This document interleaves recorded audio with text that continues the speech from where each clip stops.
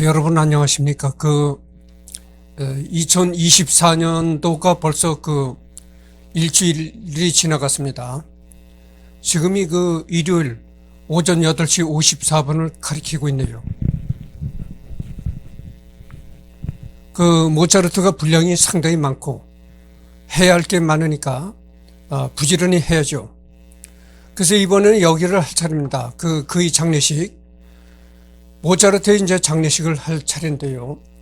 명성과는 달리 장례식에는 모차르트의 친척들과 살리의 에리를 포함한 일부만이 참석했는데 눈보라가 치는 기상 여건 속에서 모두 빨리 돌아가 버리고 매장자 홀로 묘지를 향했다는 쓸쓸한 설이 있다.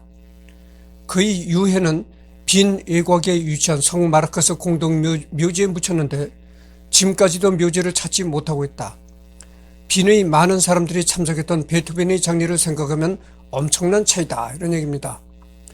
그러니까 살았을 때 모차르트는 참 이름난 사람이었었는데 그렇게 모차르트의 명성과는 달리 모차르트의 장례식은 초라했다, 이런 얘기고, 그날 모차르트의 장례식이 치러지는 날 막 눈보라가 치고 아주 기상이 나빴다, 이런 얘기입니다. 그리고 이제 빨리 그래서 장례식에 참석했던 몇몇 사람도 빨리 돌아가 버리고 모차르트 시신만이 홀로 이제 매장지로 향했다. 그런데 그래서 이제 베토벤의 장례식을 생각하면 베토벤의 장례식과 이렇게 비교하면 많은 차이가 난다. 베토벤은 장례식이 참 아주 많은 사람들이 참석하고 이랬었는데 그래서 베토벤과 비교하면 아주 대조적이다, 이런 얘기입니다. 그런데 이런 모차르트의 장례는 원래 당시 빈 중산층의 장례가 그랬던 것을 생각할 때 결코 초라하거나 막 치러진 게 아니다. 시신이 그냥 아무렇게나 버려진 게 아니다. 다만 매장지까지 아무도 동행하지 못하게 되어 있는 규칙에 따라 그가 어디에 묻혔는지 아무도 모르는 데다 사후 묘지 관리도 좋지 않아 유해를 찾을 수 없게 된 것이다. 이게 좀 이상하지 않습니까? 매장지까지 유족이 동행하지 못하겠다는 겁니다. 가족이. 그거 이상하지 않습니까?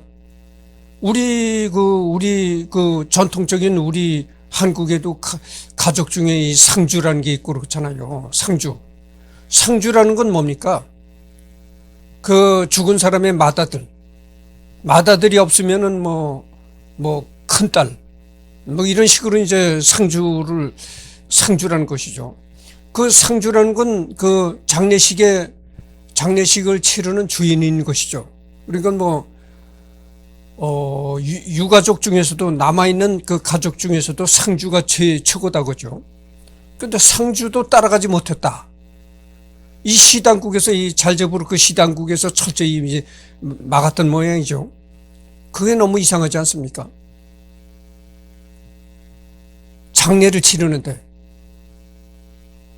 상주도 따라가지 못하게 했다?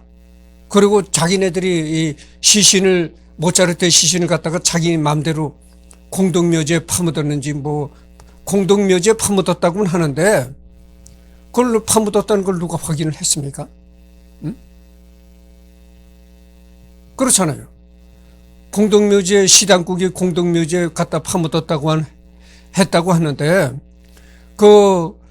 시당국이 파묻었다는 공동묘지를 누가 가서 확인을 해본 사실이 있나요? 참 이게 웃기는 거죠. 그러니까 내가 생각하기엔 그렇게 생각이 드는 겁니다. 틀림없이 모차르트가 굉장히 그 당시에 공포스러운 전염병에 걸렸다, 그래서 죽었다, 이렇게 난 짐작을 할 수밖에 없는 거예요. 그러니까 그렇게 그 당시에 무섭게 생각하는 전염병에 걸렸으니까 그렇게 무서운 전염병에 걸려서 죽은 사람은 그 시신을 가족한테 인계를 안 하는 겁니다. 시당국에서 그냥 처리해버리는 거예요. 전염을 막기 위해서. 그래서 틀림없이 모차르트가 그 전염이 되는 전염병에 걸리지 않았을까 내 나름대로 이렇게 추측을 해보는 겁니다. 생각해 보세요, 여러분들. 아니 모차르트 시당국이 모차르트 시신을 그 공동묘지로 옮겨가면서 가족도 못 따라오게 이렇게 차단을 시켰다? 이거는 그 이치에 닿지 않는 얘기잖아요. 그래서 모차르트 시설 황제 요제프 2세는 계몽군주로서 사회 전반의 여러 분야에서 개혁을 시행했는데 이때 당시 모차르트 시절에 이제 황제를 지낸 사람이 요제프 2세라는 겁니다. 그러니까 요제프 2세라는 건 요제프의 아들이라는 거죠. 요제프의 아들이 또 이제 대물림을 해서 왕을 계승했다고 하죠. 그중 하나가 장례 절차에 관한 규정이었다. 요제프 2세는 전염병에 따른 피해를 막고자 전염병으로 죽었거나 죽었다고 의심되는 환자의 사체는 반드시 개인 매장이 아닌 공동묘지에 묻도록 했다. 물론 높으신 분들이 반대함에 따라 개인 매장을 허하게 되는 방향으로 가닥이 나중에 잡혔지만 하필이면 장티푸스 의심 환자로 보였던 모차르트는 결국 법령에 의해 강제로 공동묘지행이 되었다. 내가 아까도 방금 전에 얘기를 했지만 모차르트가 장티푸스에 걸려서 죽었다는 설이 가장 믿을 만한 설이라고 난 생각합니다. 그렇잖아요. 상식적으로 생각해 보세요. 상주가 으뜸인데, 장례식을 치를 땐 상주가 으뜸인데 상주도 못 따라오게 막았다는 거는 이거는 정말 무서운 전염병에 걸려서 죽었다고 밖에는 생각할 수가 없는 겁니다. 딱 가족이 못 따라오게 딱 막았다는 거예요. 성마르크스 공동묘지에 모차르트는 12국가량을 공동 매장하는 곳에 묻혔고 아무런 표시를 하지 않았다. 이 부분에 한해서 영화 아마데우스의 묘사대로다. 하지만 이건 아내가 무슨 돈을 엉뚱한 데 쓰고 다니느라 돈이 충분하지 못했던 것이 아니고 단지 그때 법이 그랬기 때문이다. 이거 보세요. 모차르트 묘도 갖다 파묻었다고는 하는데 진짜 거기다 시신을 묻었냐 그것도 알 길이 없는 거고. 모차르트를 공동묘지에 뭐 파묻었다고는 하는데 그걸 누가 본 사람이 있습니까? 누가 뭐 가족이 따라가 봤습니까? 아니거든요. 그러니까 이 틀림없이 모차르트는 이 장티푸스로 죽었다는 설이 가장 믿을 만한 설이다, 이렇게 나는 판단을 하는 겁니다. 그래서 여기는 이건 뭐냐면은 모차르트 묘가 아니라 하나의 그 기념비식으로 이렇게 세우는 거죠. 빈, 오스트리아 수도 빈의 이 성마르크스 공동묘지에 세워진 모차르트의 가묘다, 가짜묘다, 이런 식의 얘기죠. 하나의 기념비입니다. 기념비로 이렇게 가짜묘를 이렇게 꾸며놓고 여기에 뭐 어떤 모차르트의 시신이 있는 묘가 아니라 가짜로 묘를 꾸며놓고 이렇게 이제 모차르트의 영혼을 이렇게 기리는 이런 기념비를 세우는 겁니다.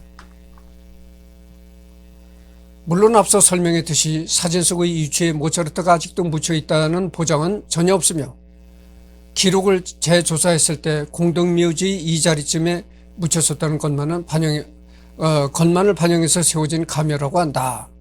그러니까 이 자리에 모차르트가 직접 묻혔었다, 이런 증거는 없고 누가 알겠어요? 아무도 알지 못하는데, 뭐 가족들도 따라가 보지 못했는데 누가 알겠습니까? 그러니까 이 자리에 모차르트가 묻혔었다, 이런 걸 증인이 될 사람은 없는데, 다만 여기에 모차르트가 묻혔을 것이다, 이런 걸 이제 추측을 해가지고 가상적으로 이렇게 가상의 묘를 만들어 놓은 거죠. 이제 모차르트가 묻힌 공동 매장 방식은 시신을 한번 매장하면 끝인 게 아니라 10년 정도 지난 후에 뼈만 남은 시신을 파내 가족이나 후견인들에게 인계시키거나 이장한 다음 또 다른 시신을 매장하는 방식이었기 때문에 설령 진짜 모차르트의 시신이 여기 묻혔다고 해도 현재는 이 공동묘지에 아예 없을 가능성이 크다고 한다, 이런 얘기입니다. 이후 DNA 분석을 비롯한 현대 과학기술까지 동원하는 등의 엄청난 노력을 들여 시신을 찾고 있지만 아직까지 전혀 진전이 없다. 남아있는 건 젓갈색인 그의 머리카락 일부분, 그 위에 모짜르의 두개골로 알려진 묘지 관리인이 시신을 다시 파내는 과정에서 몰래 빼돌려서 보관해왔다고 전해지는 두개골이 있지만 2006년 DNA 감정 결과 DNA가 일치하지 않는다는 결과가 나와서 현재까지도 논란 중인 상황이다. 또한 머리카락도 진짜 모차르트의 것이 맞는지 논란이 있다. 이게 묘지 관리인이 말이죠. 이 모차르트가 묻혔다는 그 공동묘지 관리인이 그 모차르트 두개골, 이 머리뼈죠. 두개골을 몰래 빼내가지고 보존했었다는 그런 얘기가 있었다는 겁니다. 그래서 그 관리인이 가지고 있던 두개골을 DNA 검사를 해봤다는 거예요. 2006년도에. 요즘은 그 DNA 검사법이 발전이 됐으니까. 근데 DNA 검사를 그 두개골을 검사를 해봤는데 DNA가 맞지 않았더라. 그러니까 모차르트의 두개골이 아니더라 겁니다. 그리고 그 모차르트의 머리카락을 보관하고 있던 사람이 있었나 봐요. 그게 모차르트의 머리카락이다. 이래가지고 또 말이 돼가지고 그거를 DNA 검사를 해봤답니다. 근데 그 머리카락도 역시 이 모차르트의 머리카락이라고 보기는 어려웠다. 이런 얘기입니다.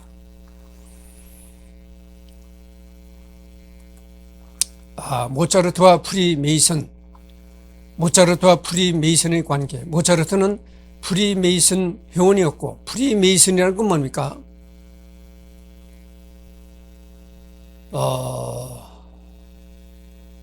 프리메이슨이라는 건 말이죠. 18세기에는 프리메이슨은 현재의 인식과는 다른 귀족 중심의 지적인 엘리트 사교 문화의 한 형태였다. 그러니까 프리메이슨이라는 건 그 당시 그 상류 사회에 상류층들이 가입하는 그런 사교 모임이었다 이렇게 나옵니다. 그래서 그 모차르트와 프리메이슨의 관계를 읽어보도록 하겠습니다. 잠깐만요. 이게 지금 그 캔커피거든요. 캔커피로 목을 축여가면서 해야 되겠습니다. 이거를 이게 리딩을 하다 보면요. 자꾸 이건 물 같은 게 땡기는 겁니다. 겨울에는 방 안이 상당히 건조하거든요. 물론 이 방 한 구석에 가습기를 해놓긴 해놨었는데 절대적으로 이 습도가 부족한 상태입니다. 아마 그래서 그런 것 같아요. 잠깐만요.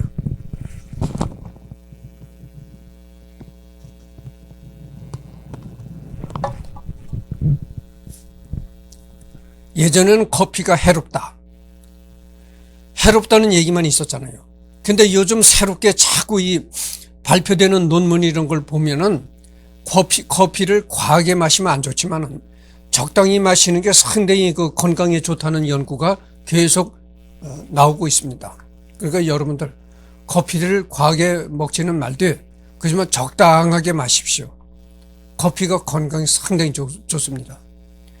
모차르트는 프리메이슨 회원이었고 자신이 속한 지부의 마스터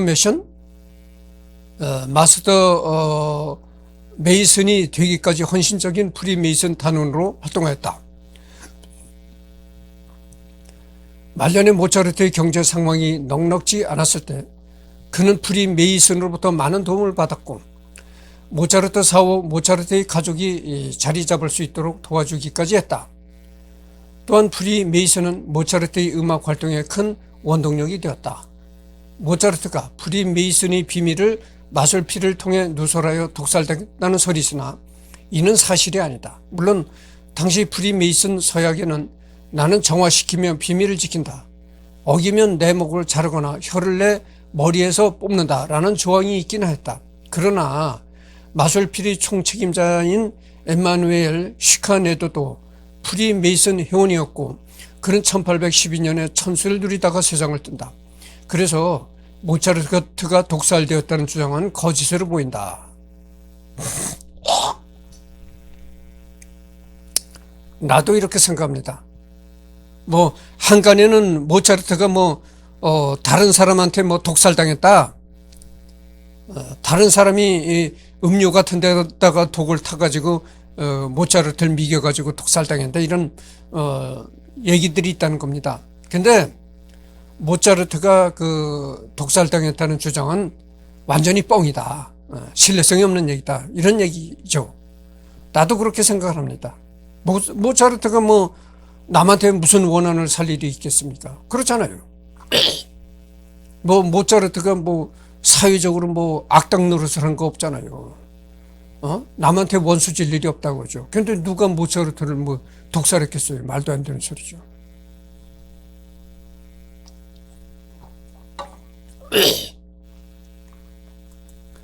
프리메이슨 항목을 봐도 알 수 있지만 18세기 당시든 21세기 현재든 실제로 존재한 조직으로서의 프리메이슨은 세계 정부 운운하는 음모론 떡밥과는 전혀 다른 그냥 세계 9급, 모차르트 당시에는 전 유럽급 세계 9급 규모의 신사들을 위한 사교 클럽이다. 그러니까 이 프리메이슨이란 걸 너무 그 의미 깊게 생각하면 안 된다. 이런 얘기입니다. 프리메이슨이란 건 단순한 이 사교 모임이었지 그 이상의 의미는 없는 거다. 그러니까 프리메이슨에 관해서는 너무 의미 부여를 하지 말라 이런 얘기입니다. 굳이 특징을 찾아보자면 귀족 계층의 살롱을 중심으로 하던 이전 시대의 사교계에 비해 귀족은 아닌 신사 계층을 중심으로 형성되었다는 것 정도를 꼽을 수 있을 것이다. 따라서 젊은 나이부터 고압적이고 오만한 귀족들과 자전 충돌을 벌여왔던 모차르트가 대등한 관계로 교류할 수 있는 사람들의 모임인 프리메이슨에 가입하여 활동하게 된 것은 전혀 이상한 일이 아니며 오스트리아의 프리메이슨 입장에서도 모차르트와 같이 대단한 명성을 가진 유력 인사의 가입을 거절할 이유는 전혀 없었다. 즉 모차르트는 프리메이슨 단원이었던 것은 그냥 모차르트는 당대 오스트리아 지식인, 교양인 및 재산가들과 자주 교류했다는 한 가지 형태일 뿐이다. 경제적으로 힘든 상황에서 프리메이슨에게 많은 도움을 받았다는 것 역시 프리메이슨과 같은 사교 조직의 가장 중요한 목적 중 하나가 상부상조였으므로 당연한 일이다.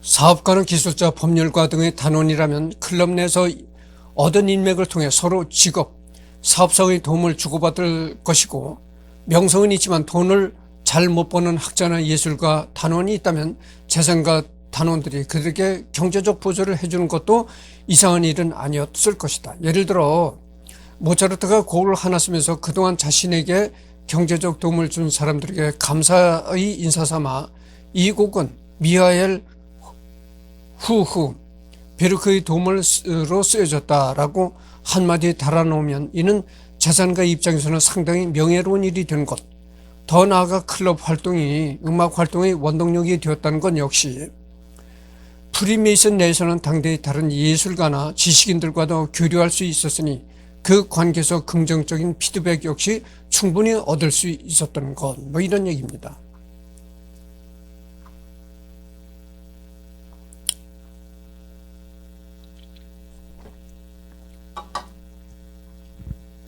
그러니까 프리메이슨 그 회원 중에는 돈을 많이 가지고 있는 재벌급 인사들이 있었다는 거예요. 재벌급 사람들이 있었다는 겁니다. 그러니까 그 돈을 많이 가지고 있는 재벌급 사람들도 있었고, 그렇지 않고 이제 돈을 많이 가지고 있지 않은 뭐 학자나 예술가 이런 그룹들도 있었다는 겁니다.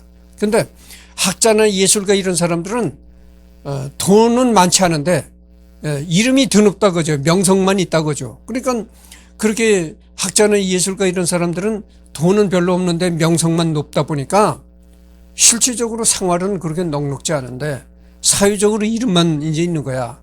그러니까 이런 사람들이 이제 학자나 예술가들이 갑자기 돈이 이제 목돈이 필요하다. 이럴 경우에는 그 같은 프리메이슨 회원 중에 이제 재산을 많이 가진 재벌급 사람이 그 학자나 예술가 출신에게 돈을 대준다는 겁니다. 그렇게 돈을 대주다 보면은 이 재벌급 사람도 명성이 높아진다는 거죠. 그렇잖아요. 천민자본주의다 이런 얘기도 있습니다만은, 우리 속담에도 내가 전번에 우리 속담 얘기를 많이 했잖아요. 천하게 벌어서 귀하게 써라. 그런 속담이 뭡니까? 개같이 벌어서 정승처럼 써라 이런 얘기거든. 그러니까 배운 지식이나 이런 건 예전에 그런 경우가 많았어요. 지금은 재벌도 공부를 많이 한 사람들이 나오지만은 요즘엔 재벌도 공부를 많이 한 사람들입니다. 이재용이가 서울대도 나오고 동경대도 나오고 미국 하버드 때까지 나왔잖아요. 정의선이는 연세대까지 나오고 그랬잖아요. 그러니까 지금의 재벌들은 근데 좋은 학교를 나오는데 예전의 재벌들은 그렇지 못했다는 얘기죠. 예전의 재벌들 중에는 그러니까 공부는 별로 못했는데 이제 돈을 많이 가진 사람들이 있었어요. 그러니까 그렇게 공부는 별로 많이 하질 못했는데 돈을 많이 가지게 되면은 이제 돈은 많은데 학력을 내세울 게 없다. 그런 경우가 되거든요. 그런 경우에는 이제 자기가 가진 돈을 이용을 해서 명성이 높은 학자나 예술가들한테 돈을 꿔주고 이름으로써 자기도 명성이 높아지는 그런 결과가 생기는 겁니다. 그러니까 이제 누이 좋고 매부 좋고 이런 식이 되는 거죠. 우리나라 말로 얘기를 하자면. 그러니까 돈은 많은데 학력이 이제 내세울 게 없는 재벌급들이 이런 데 프리메이슨에 가입해가지고 돈 없는 학자나 예술가들한테 이제 돈을 꿔주게 되면 자기도 명성이 높아지고 이런다는 얘기죠. 그런 것 때문에 이제 재벌급 돈 많은 사람들도 많이 가입을 했다. 그래서 그 사람들한테 돈 없는 예술가나 학자들이 그 사람들한테 도움을 많이 받았다 이런 얘기죠.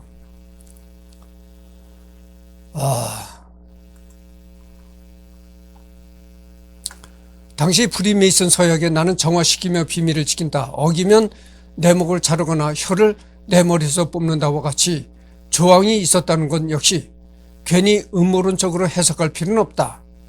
비밀을 지킨다는 것은 무엇보다도 사교 활동을 하면서 교류하다 보면 당연히 서로에 대해서 이것저것 알게 될 것인데 그런 내용을 다른 사람들에게 함부로 떠들지 말라는 것이다. 물론 당시 프리메이슨의 신비주의적 면모가 상당히 섞여 있었던 것은 분명한 사실이지만 이는 시대 배경상 현대인의 기준에서 신비주의적, 오컬트적으로 보이는 요소들이 당대 기준으로는 합리적 지식의 일부였기에 나타난 현상일 뿐이다. 마술 피리와 관련된 프리메이슨 음모론 역시 프리메이슨에 대한 음모론 떡밥을 이미 주워먹은 사람들이 상상력을 발휘해서 만들어낸 새로운 음모론일 뿐이지 딱히 근거가 있는 주장이라 보기는 어려울 것이다 이런 얘기입니다. 또한 모차르트는 엄연히 독실한 가톨릭 신자로 평생을 살았으며 딱히 오컬트 신봉자는 아니었다. 당시만 해도 아직 교회의 프리메이슨 금지령이 오스트리아까지 미치기 전이었기 때문에 비너의 사교계의 일원으로 자동 파문을 걱정할 필요 없이 프리메이슨으로 활동할 수 있었다. 여담으로 모차르트가 죽은 지 3년 후인 1794년 프리메이슨 결사는 오스트리아에서 결국 사라지고 만다 이런 얘기입니다. 모차르트는 독실한 가톨릭 신자였다 이런 얘기입니다.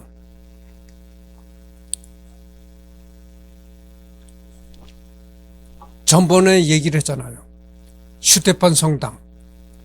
슈테판 성당이 오늘날의 개신교 교회가 아니고 가톨릭의 성당인 것입니다.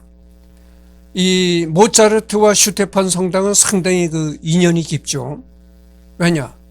모차르트가 결혼식을 할 때도 슈테판 성당에서 결혼식을 했고 모차르트가 죽어서 장례식을 할 때도 슈테판 성당에서 했다는 겁니다. 그러니까 모차르트 인생에 있어서 이 슈테판 성당은 굉장히 중요한 장소였다 이겁니다. 그래서 오늘날 음악 여행하는 전 세계 관광객들이 이 슈테판 성당을 꼭 들르는 것이 그겁니다. 모차르트 인생에 있어서 이 슈테판 성당을 빼놓을 수가 없는 겁니다. 프리메이슨 음악, 그는 프리메이슨을 위해 상당한 수의 작품을 작곡했고 이들 상당수가 작품성이 매우 높다. 그리고 프리메이슨 음악들은 형식적이고 율동적인 것이 특징이다. 이 음악들 모두가 프리메이슨을 위하여 작곡된 곡들이 아니다. 이 중에는 프리메이슨 의식에서 사용된 음악들도 포함되어 있다. 뭐 이게 전부 프리메이슨을 위해서 작곡한 곡들이다. 이런 얘기가 있는데 꼭 그렇지만은 않다는 겁니다. 물론 프리메이슨을 위해서 작곡한 곡들도 없진 않은데 다 그런 건 아니다. 이런 얘기입니다. 잘저부르크 현재 오스트리아 한 지방인데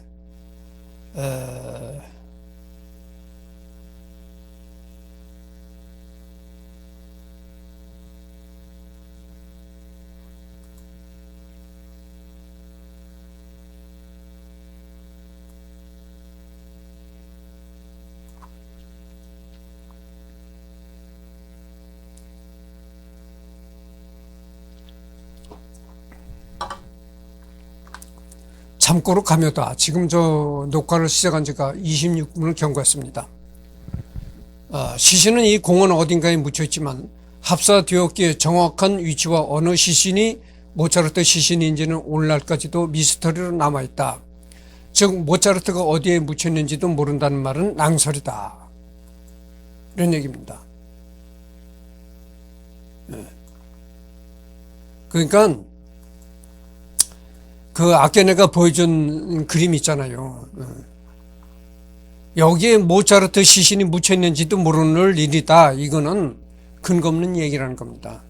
여기에 모차르트 그 시신이 없는 것만은 확실하다 이런 얘기예요. 그러니까 모차르트 시신이 여기에 없는 그냥 가묘일 뿐이다. 그러니까 모차르트를 추앙하는 사람들이 추앙하는 사람들의 참배객, 그러니까 참배객이죠. 참배객들을 위해서 이렇게 가묘를 만들어 놓은 것이지 여기에 모차르트의 시신이 있다 뭐 이런 소문들이 있는데 전혀 그것은 근거 없는 얘기라는 겁니다. 그러니까 여기는 어디까지나 모차르트 시신이 있다고 생각하면 안 되는 겁니다. 그런 얘기고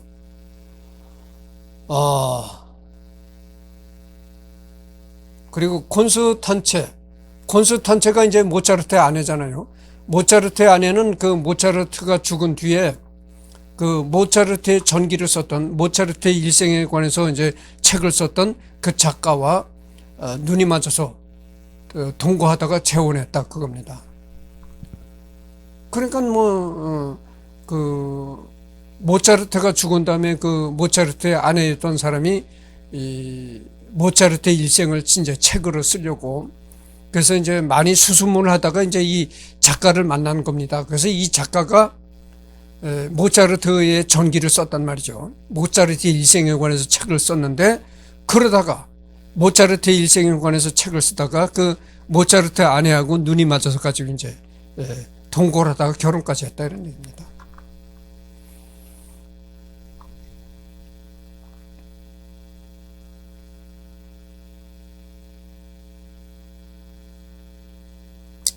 그래서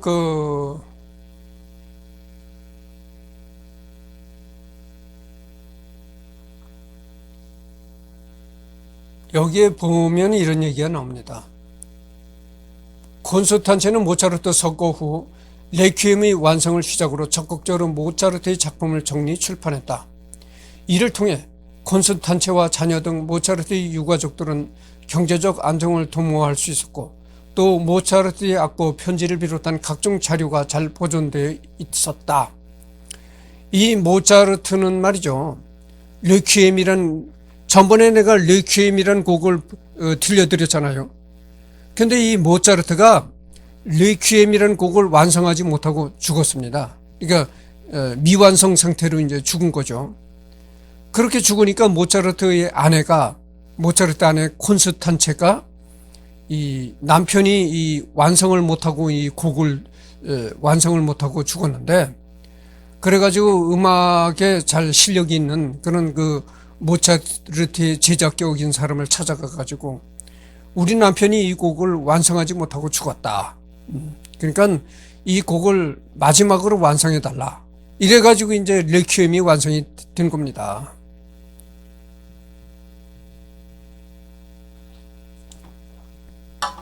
그러니까 레퀴엠이라는 곡이 이제 그 일부는 이게 다 100%그 모차르트의 작품이 아니고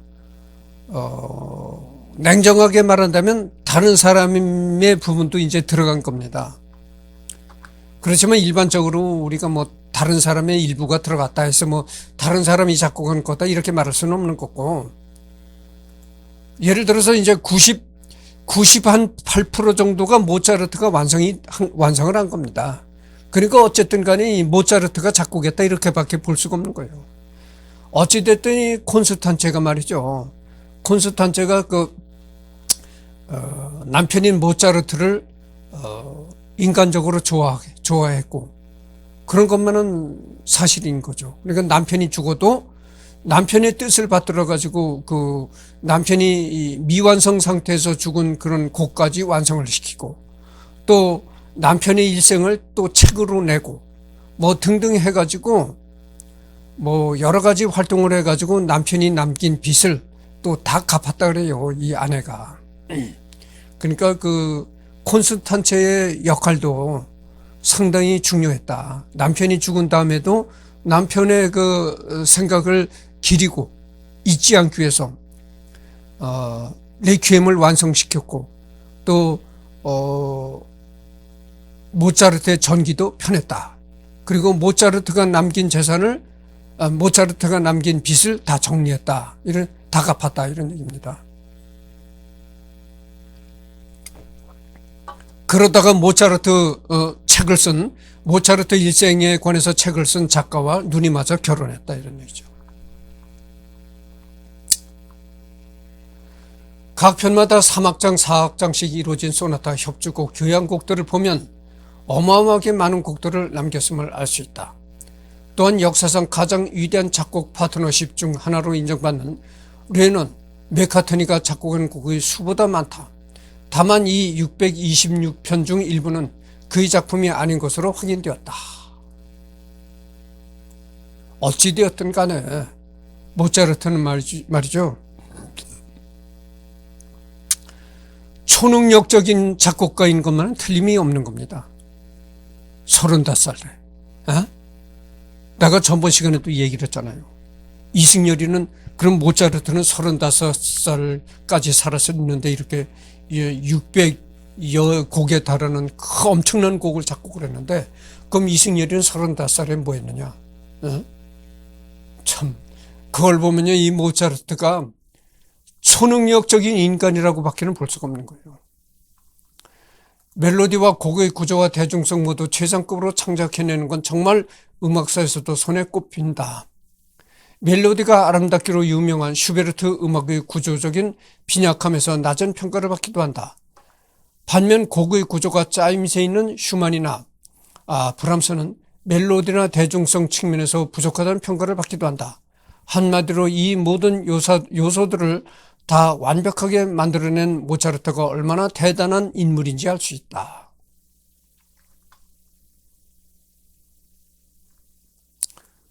모차르트가 참 대단한 인물이죠. 전번에도 내가 얘기를 했지만 모차르트는 죽어서도 잘즈부르크를 지금 먹여 살리는 사람이에요. 내가 얘기를 했잖아요. 모차르트 잘즈부르크라는 도시가 모차르트 이름을 팔아가지고 전 세계 관광객을 불러들이잖아요. 그러니까 이 잘즈부르크 시내에 있는 호텔, 식당, 카페, 뭐 박물관, 기념품점, 뭐 해가지고 교통, 모차르트 이름 덕을 톡톡히 보고 있는 거예요. 그러니까 모차르트는 죽어서도 지금 잘즈부르크 시내를 먹여 살린다니까. 참, 그러니까 모차르트 영향력이 얼마나 큽니까? 대단하죠. 밑에 서술되어 있지만 EBS에서 모차르트와 베토벤을 비교하는 프로그램을 방영한 적이 있는데, 영화나 드라마 등지에서 사용된 모차르트 음악이 베토벤의 음악보다 수백여 개 더 많다고 한다. EBS에서 모차르트와 베토벤을 비교하는 그런 프로그램을 만들어서 방송을 했다는 겁니다.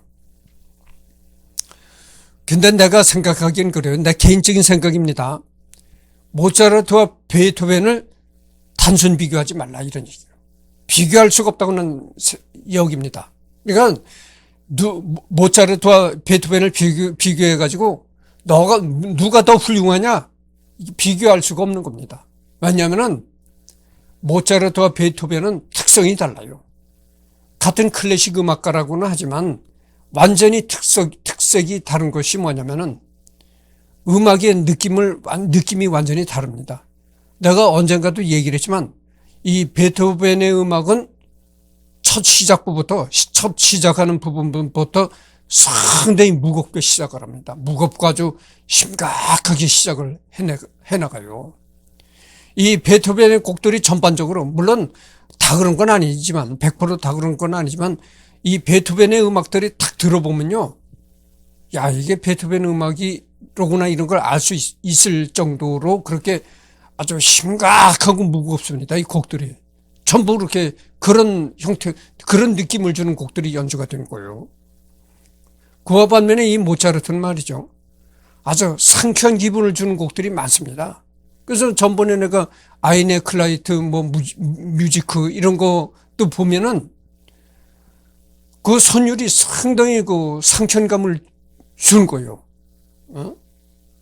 그리고 피아노 협주곡 21번인가 그것도 이 남바가 지금 내 기억에 한계가 있기 때문에 자료를 들춰보지 않은 상태에서 얘기를 하기 때문에 틀릴 수도 있는데 피아노 협주곡 남바 수는 많이 나가잖아요. 그러니까 남바 수까지는 내가 정확히 이제 기억을 못 하겠다 그죠. 자료를 들춰보지 않는 이상은. 피아노 협주곡 21번인가 했던 모차르트의 아름다운 피아노 곡이 있거든요. 그것도 보십시오. 아주 첫 시작하는 것부터 아주 상쾌한 기분을 줍니다. 그러니까 이 음악 특성이 모차르트 음악과 베토벤 음악은 완전히 다릅니다. 이 스타일이. 그러니까 그렇게 완전히 같은 클래식 음악가라 하더라도 베토벤 음악과 모차르트 음악은 완전히 스타일이 다른 거예요. 그렇게 완전히 스타일이 다른 두 사람을 같이 단순 비교를 시킨다?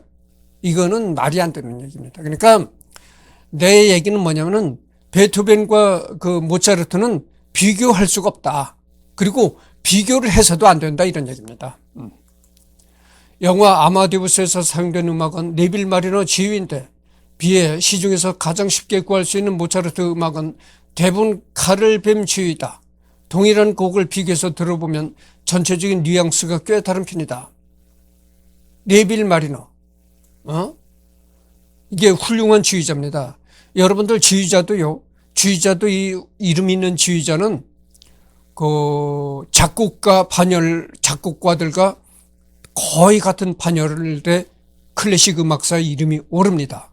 그래서 이제 네빌 마리너 이 사람도 상당히 그 클래식 음악사에 이름이 등재됐다고 난 봅니다. 그리고 이 카를뱀도 굉장히 훌륭한 지휘자입니다. 이 클래식 음악에 이 관심을 조금이라도 가지고 있는 사람은 다 이 지휘자의 이름을 알 수 있는 이름이죠. 네빌 마리너, 카를뱀.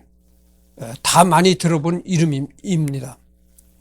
쇼팽의 곡도 한음 틀리면 티가 나는데 바브와 모차르트에게 많은 영향을 받아서 그렇다.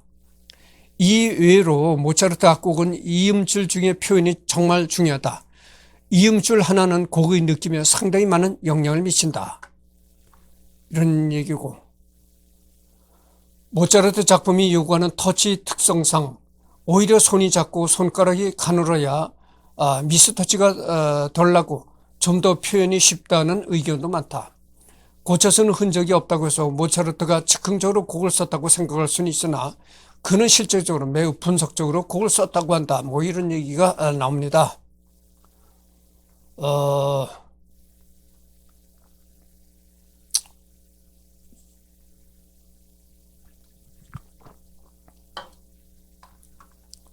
여기 나오는데 모차르트의 딸 중에 이제 마리안네라는 딸이 있다고 합니다. 모차르트의 딸 중에 그 마리안네라는 딸도 잘제부르크 토박이었다는 겁니다. 그래서 잘제부르크에 태어나가지고 잘제부르크에서 이제 벗어나질 않고 살았다. 그리고 이 모차르트의 딸은 늦은 나이에 결혼했다고 후는 것입니다. 요절한 아이들 중 제일 오래 산 첫째가 생후 6개월이고 사명은 100일도 못 넘겼다. 100일 잔치 돌잔치라는 풍습이 괜히 생긴 게 아닌 거다. 이런 얘기입니다. 우리나라나 서양이나 이 사람 살이는 말이죠. 거의 비슷합니다. 서양도 그렇게 어린애들이 많이 죽었어요. 우리나라도 그 돌잔치 하잖아요. 태어난 지 1년이 되면 돌잔치 한다고 하죠. 그게 왜 잔치를 왜 합니까? 야, 1년을 동안 태어나서 1년 동안 살았으니까 너는 이제 괜찮을 거다. 이런 이런 의미가 담겨 있는 거야. 그러니까 돌잔치 하기 전에 대부분 죽는 겁니다. 왜 그렇게 죽느냐? 어린 나이 때는 이 면역 체계가 형성되기 전이거든. 사람이 이렇게 커야 면역 체계가 이제 형성이 되는데, 그렇습니다. 여기 또 좀 얘기가 길어지겠는데, 내 얘기를 좀 개인적인 얘기를 해봅시다. 내가 57년생에, 그러잖아요. 내가 만 나이로 이제 남들은 만 나이를 따질 때 한 살을 깎는데 나는 만 나이를 따지면 두 살을 깎는다고 내가 얘기를 했잖아요. 내가 생일이 12월 달 생일입니다. 그러니까 양력으로는 12월 달 생일이고 음력으로는 10월 하순경 생일이에요. 그렇게 생일이 늦게 들다 보니까 이제 두 살을 깎는다 이런 얘기죠. 근데 진짜 내가 생일이 12월 달인가? 이거는 좀 문제가 있어요. 내가 이 태어난 얘기를 내가 부모님한테 많이 들었거든. 내가 태어났는데 계속 내가 자주 그렇게 까무러치더라. 이런 얘기예요. 그래서 우리 아버지가, 야, 이게 뭐 사람 꾸실이나 할까? 이러다가 제가 또 죽는 거 아니야? 그 전에 내가 어렸을 때 어린애들이 많이 죽으니까 이웃을 보더라도 그렇거든. 어린애들이 많이 죽거든. 그러니까 야, 이게 후다감 까무러치고 그러니까 야, 이게 제대로 사람 꾸실이나 할라나. 그래가지고 이 출생신고를 야, 조금 두두고 보자 이랬던 거예요. 그러니까 내가 원래 생일은 12월 달이 아닐 수도 있는 겁니다. 그러니까 생일이 그거보다 한 두세 달 더 빠를 수도 있다 그겁니다. 근데 출생신고가 조금 늦춰진 거예요. 서너 달 늦춰진 거라고. 얘가 조금 더 두두고 보자. 왜냐면은 출생신고 전에 죽으면 속된 말로 그렇잖아요. 가난한 가정에서 애가 태어났는데 애가 계속 아파해서 병원에 가니까 소아과 병원에 가니까 의사가 얘가 큰 병에 걸렸다. 치료하려면 몇 억이 든다. 이렇게 생각을 해보십시오. 부모로서는 큰 충격을 받는 거야. 몇 억이라는 돈이 어디 있습니까? 먹고 살 돈도 길길 매는데. 그러니까 그럴 경우에는 출생신고를 안 한다고 하죠. 출생신고를 안 하고 살짝 엎어놓는지. 갓난애기 엎어놓으면 죽는다는 겁니다. 엎어놓으면. 이 갓난애기엔 이 폐활량도 크지 않고, 폐활량이 강력하지 않아서 어른은 엎어져도 괜찮은데, 폐활량이 크고 하니까 괜찮은데, 어린애는 엎어놓으면 죽는다는 거예요. 숨을 못 쉬어가지고. 그냥 엎어놓는 거예요. 그러니까 출생신고를 하기 전에 그냥 엎어놓으면은 살인이 아니야. 근데 이 출생신고를 해가지고 정식적으로 국가에 등록을 시키면은 그 다음에 이렇게 죽이면은 살인이 되는 거라고, 법적으로. 그러니까 얘를 조금 더 두고 보자 해서 3, 4월 늦게, 이제 출생신고를 했다는 거예요. 3, 4개월 늦게. 근데 내가 자꾸 이렇게 시일이 지나면서 그게 없어졌다는 거예요. 까무러치고. 그 다음에 이렇게. 내 경우만 그런 게 아니고 다 그래요. 그래서 이 어린애 때는 특별히 이 면역체계라든가 이렇게 확실히 굳어지기 전이거든. 그러니까 조금만 전염병이 와도 금방 죽는 거야. 그러니까 여러분들 어렸을 때 영유아들을 예방접종 철저히 하라고 자꾸 병원에서 의사들이 그러잖아요. 예방접종을 철저히 해줘야 되는 겁니다. 어린애들은 이 면역체계가 완성이 되기 전이라서 조그만 병균에도 아주 취약해, 이제, 팍 꼬꾸러지는 거야. 그래서 이제, 예방적 접종을, 어린애들한테 예방접종을 철저히 해주라는 거지. 얘기가 길어졌습니다. 하여튼 지금 45분을 경과했습니다. 두 사람을 위해 모차르트가 작곡한 아리아나 오페라의 배역을 보면 얼마나 대단한 능력을 지닌 가수들이었는지 알 수 있다. 특히 장녀 요제파는 마술피리 초연에서 밤의 여왕 배역을 맡아 그 유명한 아리아를 부르기도 했다. 여러분, 내가 전번에 마술피리, 모차르트 곡의 마술피리 오페라를 잠깐 내가 보여줬잖아요. 그 영상에 밤의 여왕 배역을 맡은 여자가 누구냐면 독일 출신의 소프라노 디아나 담나우라는 소프라노가 밤의 여왕 역할을 맡았던 것입니다. 해외 클래식 음악 디바 순례라는 내가 메뉴를 하잖아요. 해외 클래식 디바 순례라는 그런 재생 목록에 들어가가지고 해외 디바 순례라는 그런 목록에 들어가가지고 디아나 담나우를 찾아보면 나올 겁니다. 그 디아나 담나우가 마술피리의 밤의 여왕을 맡았던 그런 영상을 내가 보여준 거예요.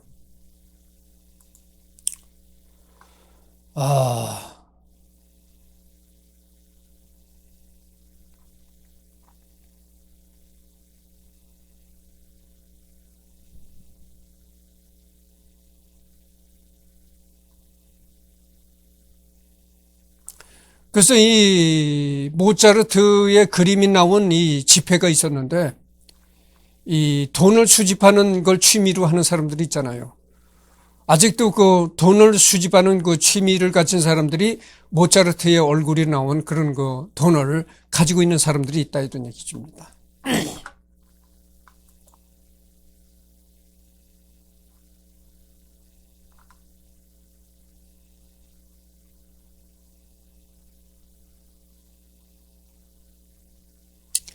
그래서 여기 보면 이런 게 나오는데, 모차르트가 바람을 많이 피웠다. 여자 편력이 심했다. 이런 얘기들이 있는데, 그건 다 헛소리라는 얘기죠. 물론, 여자들하고 가까이 지는 그런 사교성이 있는 성격이어서 모차르트가 여자들하고 많이 가까이 지내긴 했는데, 그렇다고 해서 남의 여자하고 강간을 했다니까 불륜을 저지른 건 없다. 이런 얘기예요. 그래, 여자 관계가 복잡했다, 여성 편력이 심했다, 이런 건 헛소문이다, 이런 얘기입니다.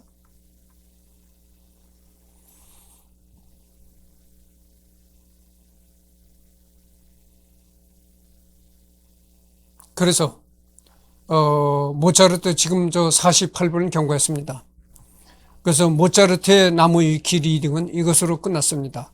그래서 다음에는 모차르트의 아내는 내가 전번에 했죠. 그래서 전번에 했는데, 하여튼 좌우지간에 다음에는 모차르트의 아버지에 관해서 말을 하도록 하겠습니다.